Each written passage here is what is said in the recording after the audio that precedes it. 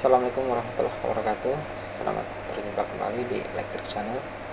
Ya, kali ini saya akan membahas tentang elektromotor. Bagi yang bekerja sebagai teknisi listrik, khususnya arus kuat, tentu sudah tidak asing lagi dengan yang namanya elektromotor. Ya, di mana elektromotor tersebut digerakkan oleh arus listrik yang mengubah energi listrik menjadi energi gerak, baik itu satu fase maupun tiga fase. Untuk kali ini saya akan membahas tentang kerusakan elektromotor ya. Jadi terdapat jenis kerusakan elektromotor tentunya disebabkan oleh beberapa faktor. Oleh karena itu kita harus dapat mencegah terjadinya berbagai kerusakan pada elektromotor. Maka kita juga harus mengetahui terlebih dahulu apa saja kerusakan yang terjadi pada elektromotor. Ya, kerusakan yang pertama biasanya itu karena ada kerusakan pada bearing atau rumah bearing. Kerusakan itu dapat mengakibatkan motor terbakar karena terjadinya gesekan antara rotor dan stator. Tindakan pencegahannya yang dapat kita lakukan yaitu selalu mengecek kondisi bearing ataupun bantalan, dan juga kerusakan karena shaftnya yang rusak. Itu kita berbicara tentang bearing ya. Jika shaft atau as pada motor mengalami aus, juga dapat mengakibatkan kerusakan pada elektromotor. Hal itu terjadi karena hanya rotor yang berputar sedangkan bearing tidak ikut berputar dan mengakibatkan getaran yang tinggi. Ketika getaran tinggi, maka rotor itu dapat menyentuh pada stator. Jika yang menyentuh pada stator, maka gulungan akan menjadi panas. Kemudian terjadi short. Yang selanjutnya itu masuk air atau lembab. Ya, lembab ini sering terjadi karena kondisi elektromotor berada pada ruangan terbuka tanpa adanya sistem pengamanan atau penutupnya.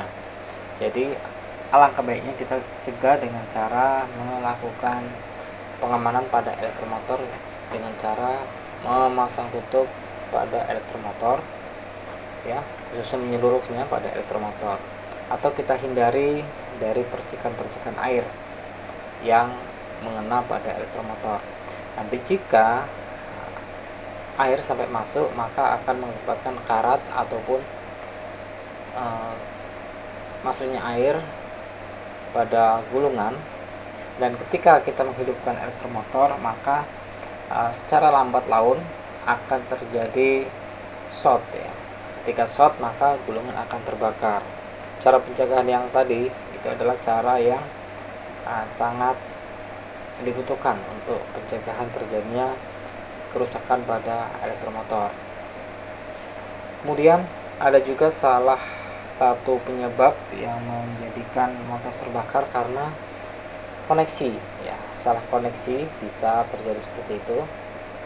Jika kita pasang pada aturannya delta, kita pasang star, maka secara lambat laun bisa mengakibatkan kerusakan pada gulungan, ataupun salah satu pasang hilang ya. Jadi salah satu pasang hilang, maka akan terjadi dengung. Setelah terjadi dengung, maka lama-kelamaan gulungan akan panas dan menyebabkan shortnya pada gulungan.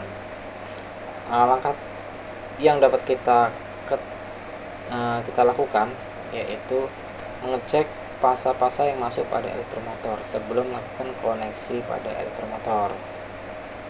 Hal selanjutnya yang dapat menyebabkan kerusakan pada elektromotor adalah overload atau kelebihan beban. Kelebihan beban ini menjadikan elektromotor menjadi semakin panas atau overheat secara periode yang lama, maka akan menjadi terbakarnya gulungan. Langkah